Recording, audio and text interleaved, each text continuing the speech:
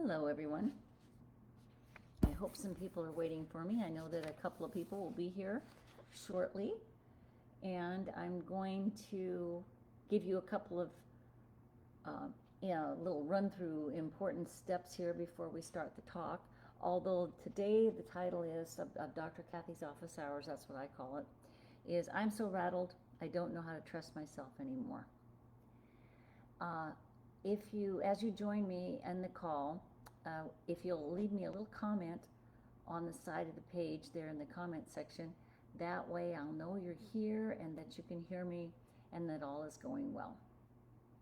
Well, hopefully all is going well. And if you have questions, you can leave them in the comment section as well. This is a public forum, so your questions it's being recorded and it will be uploaded to YouTube so that you can watch it later. If I don't get to all of your questions, hi Amanda, can you hear me? I hope. If I don't get to all of your questions that you post in the comment section, I go back later and review everything and make sure that I've answered questions. Some things I've answered already online, so I might not make a comment. And good. It looks like she can hear me. That's great. So we got to start.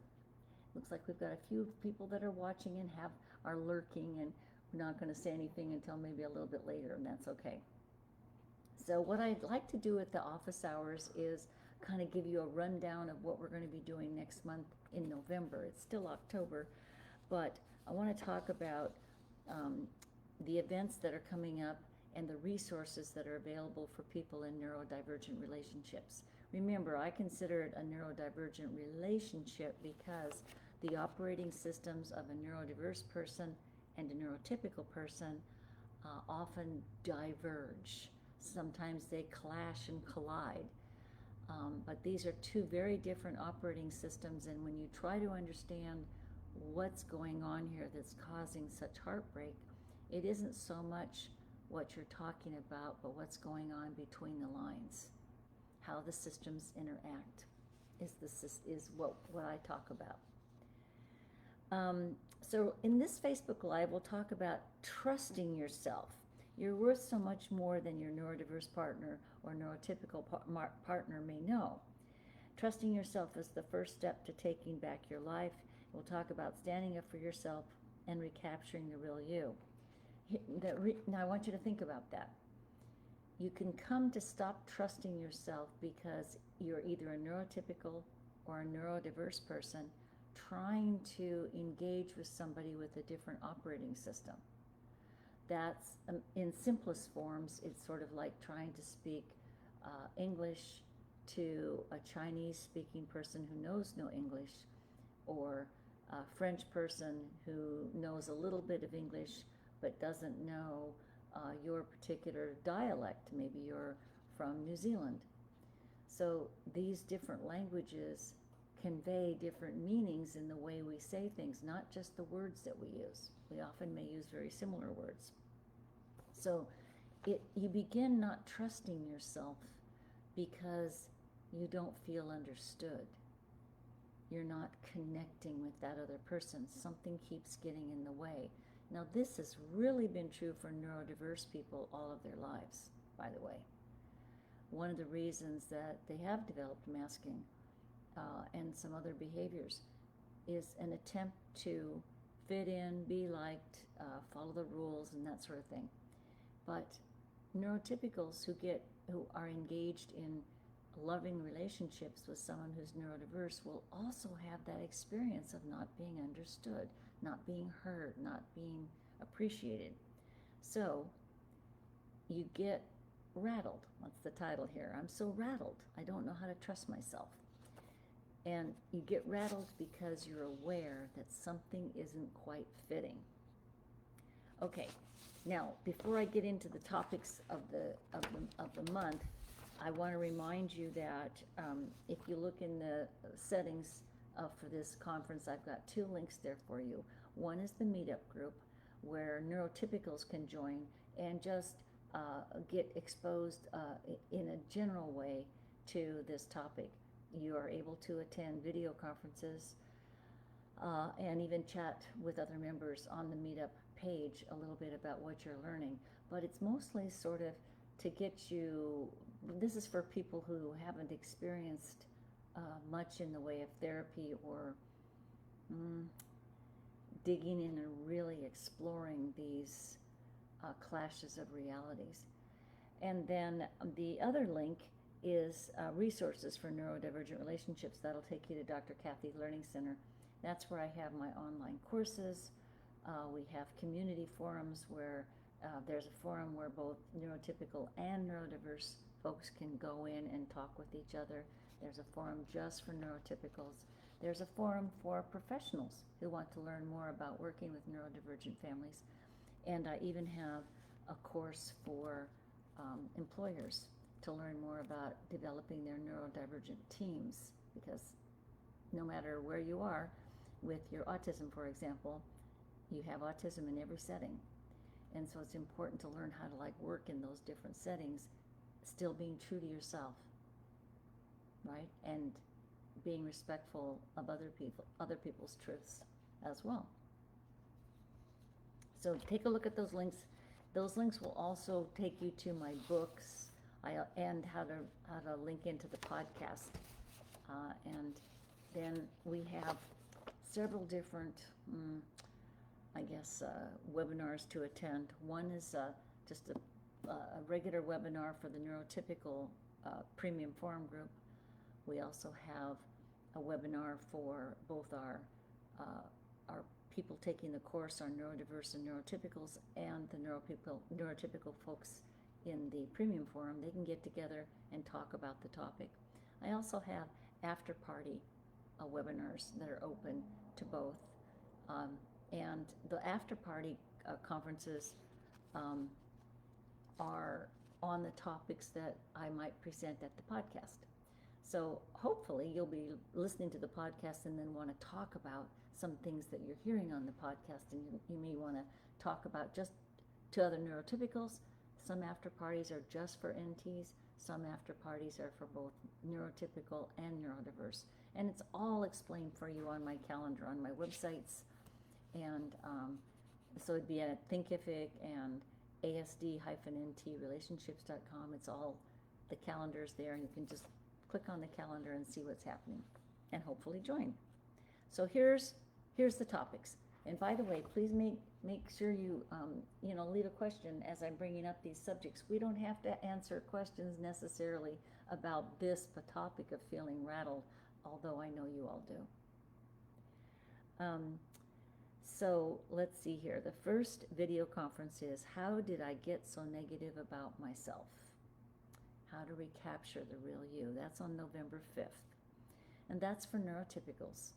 How did I get so negative about myself? And I'll give you a tip. We get negative when we are not fully allowed to express who we are to the other person. They don't hear it or get it or aren't respectful of what we're saying. And so over and over again, we feel stopped, we feel stumped, and we feel like we're not really being true to ourselves a lot because we're holding back, because we're afraid it's just not going to work. And then the next conference is on November 12th. Trust yourself. You're worth more than your neurodiverse partner may know. Again, that's for neurotypicals. By the way, you're going to see a kind of heavy emphasis on neurotypicals because I started my groups for neurotypicals, and I even wrote my first book, Going Over the Edge, for neurotypicals. And then I started getting feedback from folks on the autism spectrum. And they were saying, you probably don't realize this, but this book's really helpful because I understand better what my wife, my NT wife or NT husband is going through. And that's when I began to realize that we need more discussions between these groups. And that's what can happen here on Facebook Live too, by the way. This isn't just for neurotypicals, it's for anybody who's curious about this subject, neurotypical or neurodiverse. So trust yourself. You're worth more than your neurodiverse partner may know. Now that's kind of an interesting thing to think about. Just because you're not acknowledged by the other person, just because they don't really get you in that moment, doesn't mean they don't value you and love you. But it may have to take a circuitous route before we get to the understanding. So you need to trust that you know what you know. You know who you are, and even if the other person doesn't get you and gets up and walks out of the room, you're still worth a great deal to that person in the relationship. Then the next event coming up in November is our member call. It's free video call with Julie, our ambassador, Going Over the Edge in Your Neurodivergent Relationships. That's the title of her call. It's Thursday, November 20th. And this is an opportunity to talk to a member of, Julie's been a member of our group for many, many years and has moved around in her own development as she's explored what all these things mean. And she still posts regularly in the premium forum and even in the course about the things she's just learning from members that are brand new. Because this isn't about a sort of a one and done, or read a book, or even attend this Facebook Live and now all of a sudden your relationship's going to turn around. It takes a lot of work to learn the other person's language, to understand the innuendos, to get beneath the surface to the deep structure, right? The surface structure is what we're saying, but the deep structure is what we mean. So to get to that meaning isn't easy. So that's not everything that Julie's doing. Her purpose for that free member call is to teach you all the resources that are available, like the courses, like the books, like the support communities, like attending after parties. There's a lot of options here to help you keep stretching your brain to understand the life you live.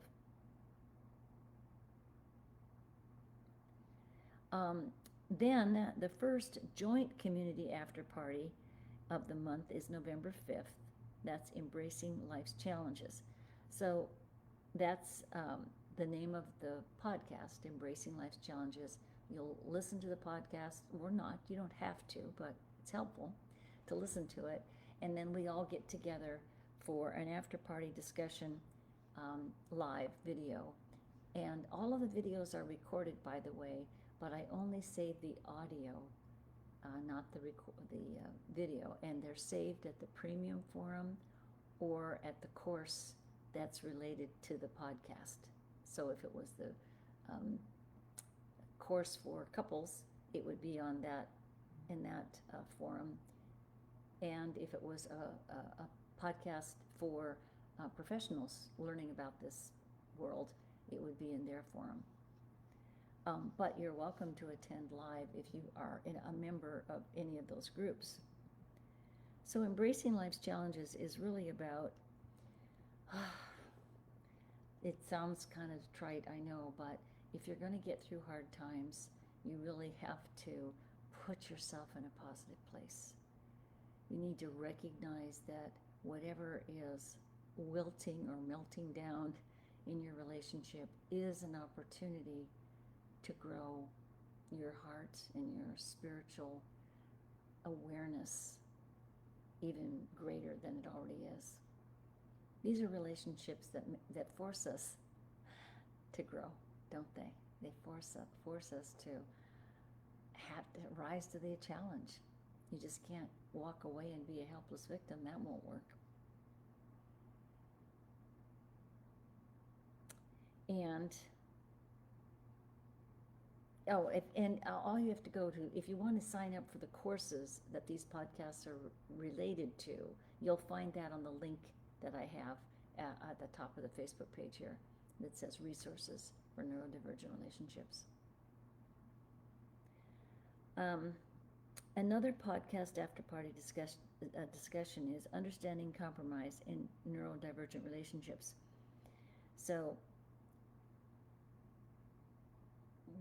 one of the reasons that that's related to our topic today of I'm so rattled is that it's in our nature, neurotypicals especially, keep working toward some kind of win-win solution.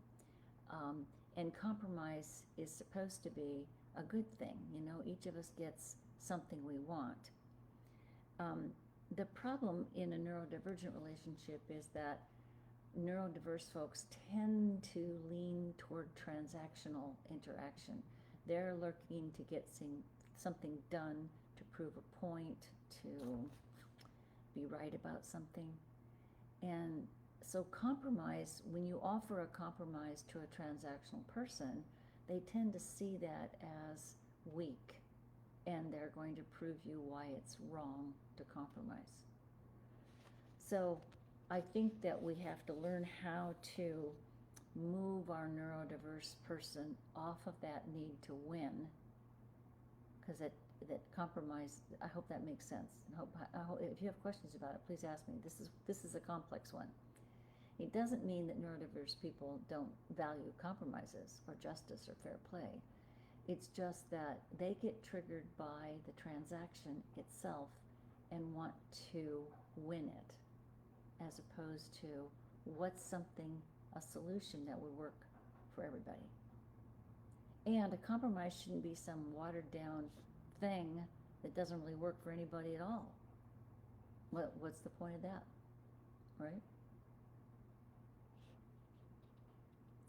Okay, so I guess that's all the events. November is a bit of a shorter month in terms of the events because of the American Thanksgiving holiday.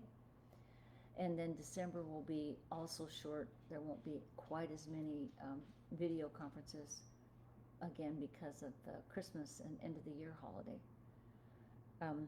But I want you to feel free to attend any of these conferences that you've signed up for and you're a member of. And you can always go in and listen to years and years and years of recordings that have been saved on the forums. People listen to them and then they post. One person was listening to a teleconference from 2019, something I don't even do anymore. I don't even do teleconferences. But there's a recording there. She was listening to it. Something struck her interest, and she posted it for the community to talk with her about, and they are chatting with her about the topic. So you've got years and years of recordings to listen to if you join. Hi, Louise. I'll read what you said there in just a minute. I want to talk about next month. The theme is focusing on how do we communicate if we use two different operating systems. That will be the theme for December. So you kind of get the order here. This theme is, how to step up and get rid of all that negativity and take back the real self that's you in these relationships. Now, another thing is I was looking, but I didn't see that. I was looking for anybody who had left me questions. You can go to my websites and click on Contact Me, and you'll get a drop-down menu to leave a question about something that you've read or something you heard even maybe here, and I will talk about it in the next Facebook Live. But what was interesting is I did get several comments, but they're all about my new video game that I'm developing. It's not there yet, but I'm putting together two video games, actually. One is called Radiant Empathy, the journey of healing, heartbreak and healing in neurodivergent relationships. And it literally is a video game with characters and action and fantasies and adventures to help people learn more about neurodiverse folks and neurotypical folks, and how to grow your empathy skills so that you can communicate with each other. Then the second game I'm working on is called the University of Neurodiversity, Radiant Empathy Campus. And this is for kids. This is for kids to learn what empathy is and how to be there for others, even if you're different, or your father's different, or your sister's different, whatever difference is that you notice. I'm excited about these games. I've got really cool characters, and all kinds of interesting little adventures that you get to go on. And I think it's one way to begin learning more about how people interact is by interacting in an immersive game like this. As opposed to, just reading a book or just talking about something. Practice it. This is where you can practice. So Louise says, my ASD person is detoxing from mild and is getting a little bit better. Mild, I'm not sure what you mean. Dr. Campbell says AS is often caused by mycotoxins from mild exposure. Oh, okay. I think what you mean is that the ASD system is very sensitive, and any toxins can actually push them over the edge. They can get very, very sick and unable to think straight, get headaches. Sometimes that contributes to meltdowns. You'll see that with children, especially children on the spectrum do better if they've got headphones and if they have clothing that's comfortable and if they've got nice, clean air and they don't have to sit next to flickering lights or things like that. Their sensory system can really be overwhelmed, can be swamped. So there's a number of tools for taking care of that. But a lot of times with adults, we think that doesn't count anymore. And I think what Louise is talking about is, no, that sensitive sensory system can still exist with adults in, 50s, 60s, 70s, because the system just doesn't really adapt to all those toxins. It's also important for anybody to notice that. We live in an increasingly toxic environment where there's lots of things that we're breathing in that we probably shouldn't. So find ways to detox your body often. Drinking lots of water. Forgot to refill my glass. I've got my glass sitting here ready to go. So think about if you chronically feel sick, then you're not going to be functioning well. And if you, intellectually, psychologically. And Louise says that her spouse is not sick. The doctor says there's a science saying mold is part of ASD. It's like there's the evidence of that is not really strong. So what I tell people is just realize, though, that mold and mildew can make any of us sick, make us lethargic or prone to catching COVID or something else because our immune system shut down. In fact, one of the things that I praise my autistic mother for is how well she raised me, and I ate good foods and had a healthy, physically healthy environment, so that I have a really tough immune system. And I recently got E. coli from the environment that I live in, and I was really sick. I was so sick I just wanted to sleep all the time, and my kidneys were I was getting close to shutting down. That's a death sentence. But my naturopath said the reason I got well is because I have a tough immune system. I just bounced back. It took me weeks to bounce back, but I did. So building up our immune system helps with things like that. Oh, and yeah, Louise is saying that he may have had this mold traveling in his system all of his life. Absolutely. Absolutely. It could be definitely very triggering if the body just keeps adapting and adapting and adapting, and then adapting themselves right out of life. I thought I saw Vince left a question. Let me look here. I think it was about the game. Yeah. Will that video game be good for teaching and adult empathy too? Yes. The first game that I imagined, Radiant Empathy, is the heartbreak and healing of neurodivergent relationships, the journey, is for adults.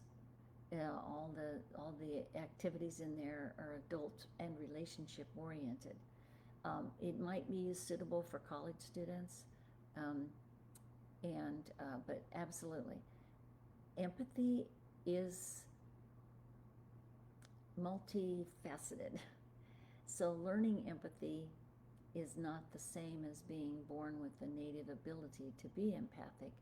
However, I'm always telling my neurodiverse folks, if you slow down and take your time, make notes and think it through, go back and repair a rupture in the relationship, empathy is being practiced.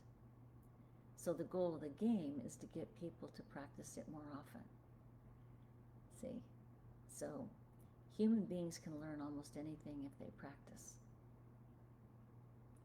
And if you forgive yourself, because the 7-step interface protocol is part and parcel of the game, and the 7th step is forgiveness, to forgive yourself and the other person for not knowing,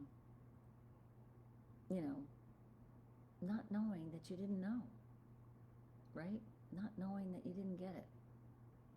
Because how are you supposed to get it if nobody understood that there was this clash, this collision of operating systems, right? Nobody knew that. They just knew that there was something uncomfortable going on. And neurotypicals and neurodiverse were just trying to, cope. Not well, by the way. Kind of getting, frustrated and angry and hurt. That sort of thing. Am I missing any questions here? I want to make sure I don't miss anybody. Please put a question in the comment section if you have more. So,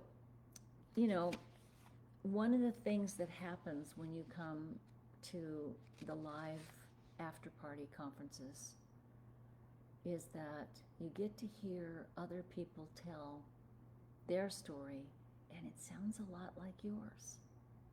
It's not the same story. You might have 2 children, maybe they have none, or maybe they're grandparents, and maybe you're just starting out in a brand new relationship and not even turning 30.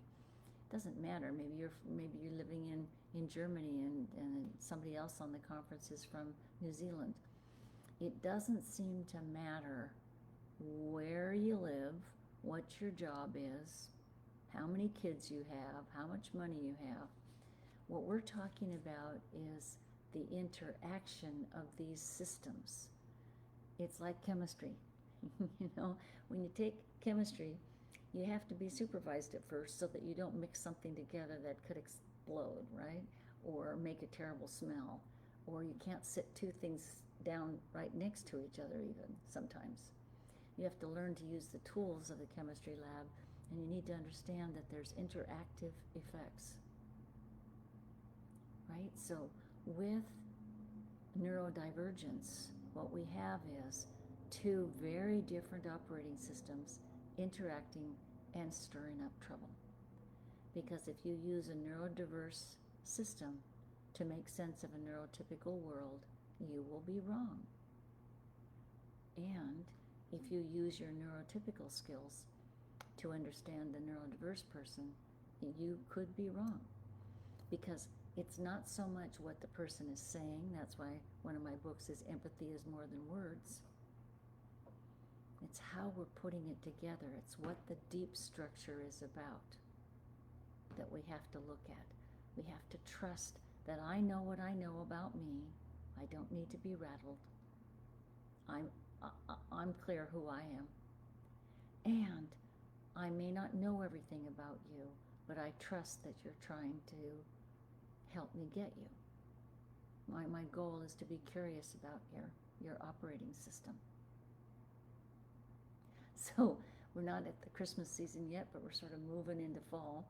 And one of my favorite stories about that is when I was decorating for Christmas one year, and I was running through Fred Meyer Kroger's, and I saw this plastic Christmas decoration, and it was a red cardinal sitting on fake white plastic snow. And if you press the button, the bird would turn its head from side to side and chirp. And then if you press the other button, the bird would turn its head from side to side and sing a Christmas song. And I thought it was kind of cute, and the kids would like it and whatever, so I bought it.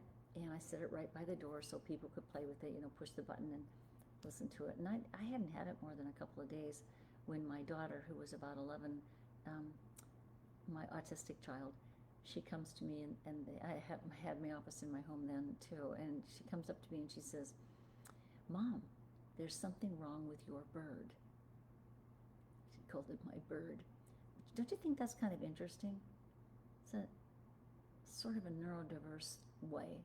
I bought it for a decoration, but I didn't consider it mine necessarily, or my bird. It's a Christmas decoration in my world, in my neurotypical world, but in her neurodiverse world, it was my bird. So I said, "Well, what's wrong?" And she says, "Come here, I'll show you." So I went downstairs, and I looked at it, picked it up. It looked like it was fine. And so I pressed the button, and the bird swiveled its head and chirp, chirp, chirp, chirp. And then I pressed the button, and the bird started singing. And she goes, "Mom, that's a red cardinal, right?" And I said, "Well, yeah." And I didn't know why she was asking, so I gave her a neurotypical answer. I said, "Well, people in North America tend to think of cardinals as, because they're red, they sort of fit with the red and green theme for Christmas." And she goes, "No, that's not what I mean. A red cardinal is the male bird." And I said, "Oh, well, yeah, you're right about that." And I knew that she was interested in biology, so I thought, "Oh, I can switch gears. She's talking biology," sort of.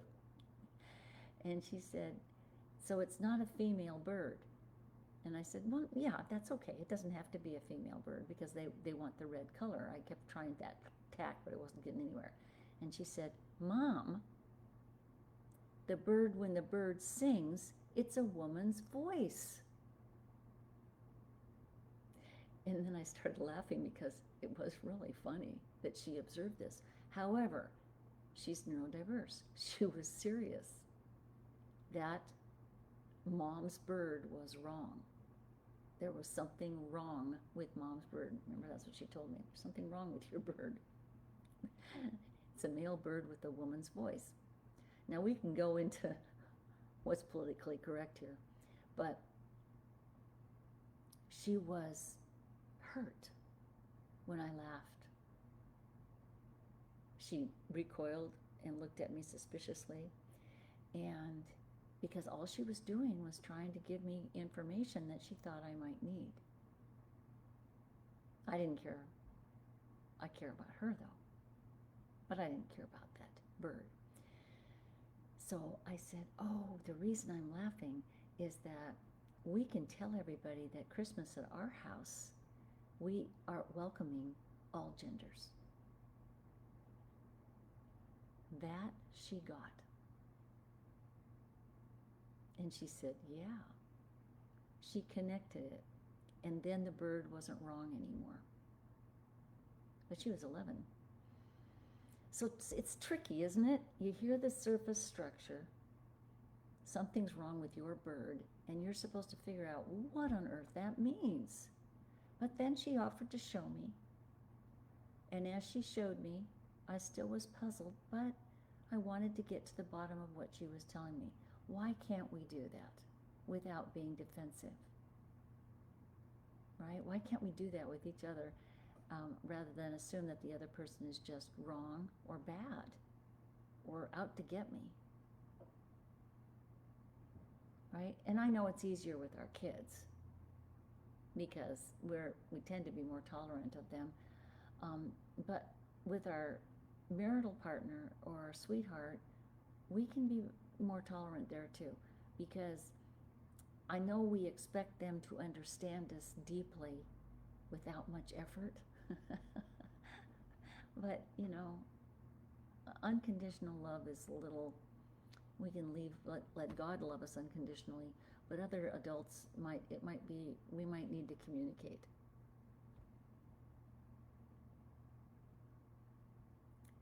So I don't see any more questions. I mean, I know people are watching and there have been some comments. Is there anything else people want to ask me or want me to talk about here?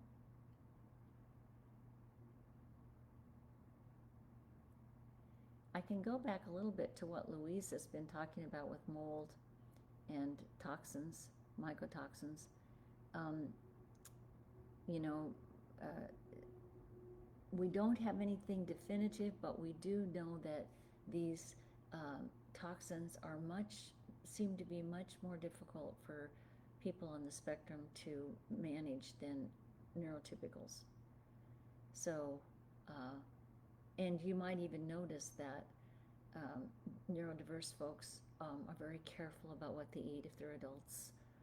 There are certain foods that they just won't touch because won't work for them. And since I got sick with E. coli, I can't do gluten anymore. My body just is now too sensitive to it. So sometimes it's still, the research is still in its infancy, but we do know that if we put people on the spectrum on really diets that have foods that are really much easier to digest, they seem to rest better, think better, have less, they're less prone to catching other kinds of infections. So, you might think, and that's true for people with ADHD as well, no sugar, no dairy, no gluten. I know it sounds boring, but it tends to make people healthier.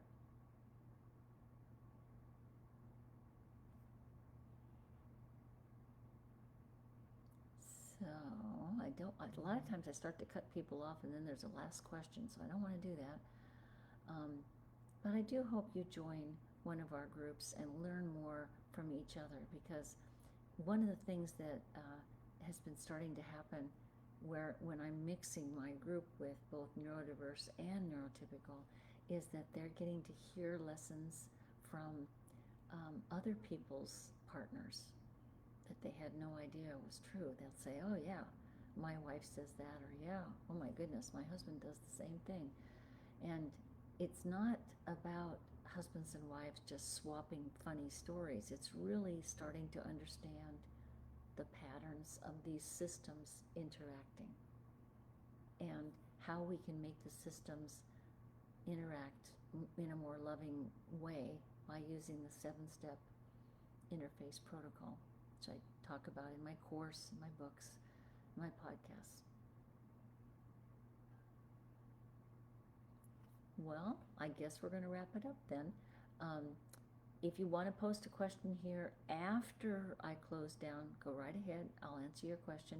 I do hope you come and watch the other Facebook Lives that I've got posted on YouTube, and that you listen to the podcast. It's free and it's streaming on any of your favorite podcast channels.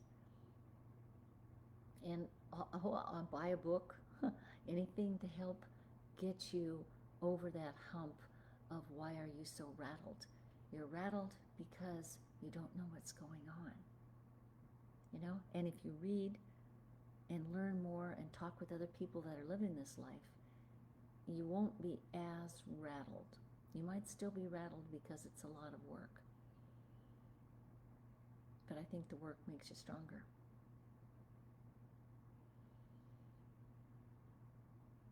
Okay, take care, everybody, and we'll talk again soon.